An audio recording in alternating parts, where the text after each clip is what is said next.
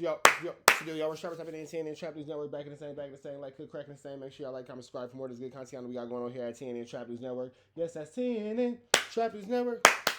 Good news you can use. Get knowledge, though. You ain't finna get nobody's college, though, big dog. Hit that like, hit that comment, hit that good subscribe button for everything we got going on here at TNN Trap News Network. It's that news you can use. That good knowledge you ain't finna get about that good college, though, big dog. Get that content in, get that content in, man. Last one for the night. You got ADAM22 going off on the no jumper staff for making trash content while he was in his vacation. He was on a vacation, all that kind of stuff, man. That's what happens when you leave a dope fiend and slow kid in charge of the company.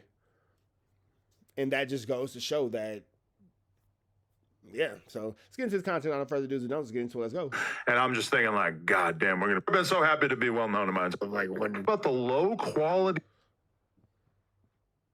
of the content? I'm happy to now be completely back in the bullshit. But that being said, I want to just finish going through these. Synthwave sent $20 and said, talk about the low quality of the content being released while Adam is away on vacation and how out of control the No Jumper staff is while Massa is off the plantation. First, about the low quality of Massa is off the plantation is wild.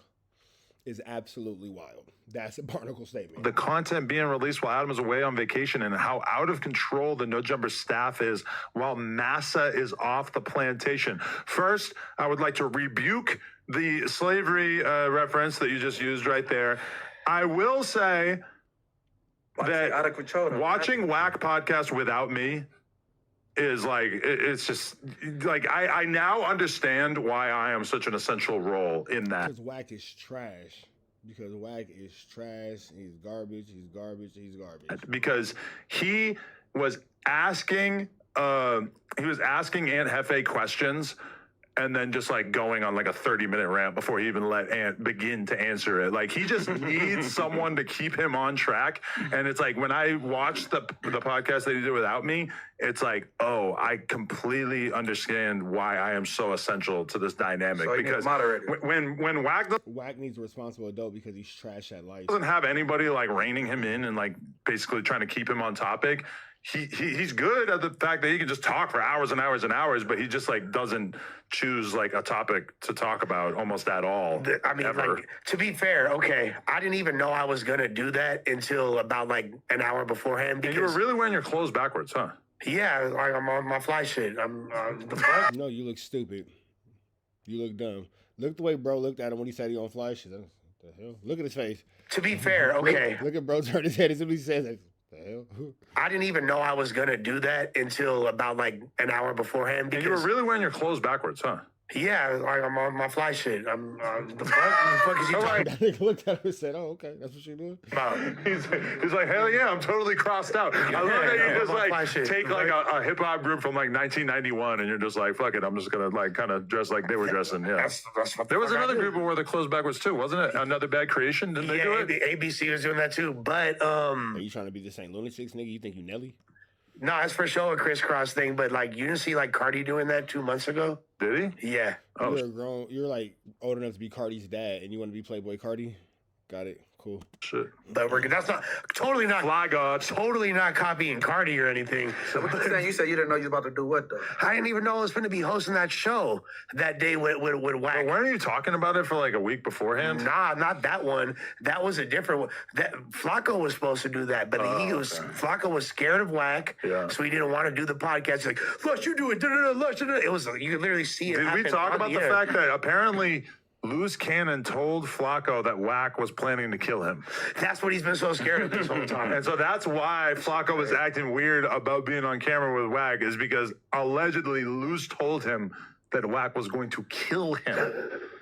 I mean, what are we even talking about? Like, did he really say that? Like, that's the craziest thing I've ever heard. I'm gonna kill Flakko, nephew. Yeah. And I don't know. That's some big shit. Yeah, but here's the fucked up part is I've basically had no time to prepare and organize that. And if you look, a lot of people are like, damn, Lush did a good ass job with Wack holding it down. You were glazing Wack super hard. Man, mouthful of meat. Bro gonna wear a thong too, just like Cardi on God. Man, Lush had his nose in Wack's belly button. Oh no!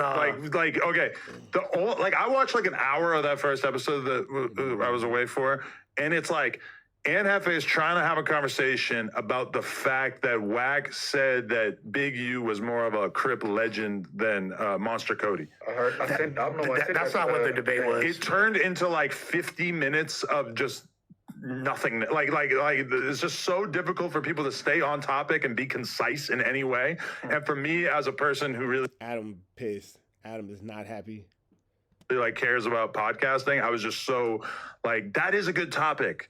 But also, like, why is it taking this long to get through this topic?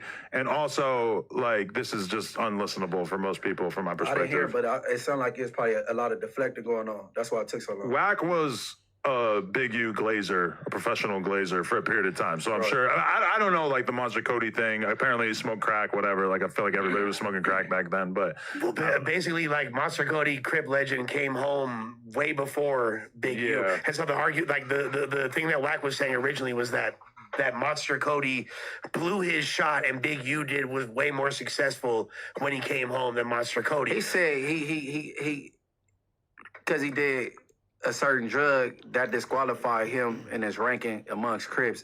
And that ain't true, because most niggas, big homies, either sold drugs or did it in the 80s. You know what I'm saying? Yeah. And they'll beat you up on crack. Yeah, that's not like a disqualifying factor. No. Like, oh, you used to smoke crack? Fucking everybody used to smoke crack in the 80s. And what you judging by? Because Monster Cody, his book it wasn't no capping in that book. Right. And that book is really crazy when you think of it. It's a really good book. It's a really good book. About it, because him having a book out about gangbanging at that time basically gave him like a monopoly on spreading information about gangs, because there was just like so few other ways that people were learning about gangs at that time. Like, you had music, you had MWA and shit, but it's like you just didn't have somebody who had written like a full testimony about what that lifestyle was all about. Did cap a little bit in that book. No. Not the like people that he's banging against, they vouching for the only thing they say is questionable is the decapitated arm. Yeah. No, he said something about he was in, I think it was LP, and the Power Rules said, like, all the Power Rules say ho, or some shit like that. Say what? It was some shit. He was outnumbered. Like, yeah, I was like, I don't know, no Power Rules gonna be saying no shit like that. I gotta revisit it. Yeah, should we do a book club? We all read. I don't remember that. I don't remember that part of the book. I read that book like a billion times. I read it when I was probably like 11. I hadn't read it in a long time though. Like, yeah, I ain't read it in a long time, but that's the part I remember. I was like, of course, that's gonna stand out to you from yeah, I was like, blood, Power Rules. He said, "Oh, yeah." He wouldn't have been whoop or something. You feel me? I don't know. I was like, I ain't saying he was capping through the whole book, but it was certain parts that I seen. I was like, I don't know. He probably just exaggerated. We're gonna touch on that part later, I guess, after, because I don't remember that one. For sure. And Synthwave, shout out to him for gifting 5 subs as well. Massively appreciate that. And then P Blackwell said, Stona fam. Appreciate you, G. All the blood love on here. We really appreciate it. Travis Adolphus also became a member. Shout out to him. And then, okay, fuck. I hate when it just skips down like that. Okay. King Miles basically said that Scrim of Suicide Boys just dropped the best album of the day. All right, man. We about to the next one. Y'all know the deal. Red dots to the left. Y'all know the rest. Free Avenue Angel tweets free. We got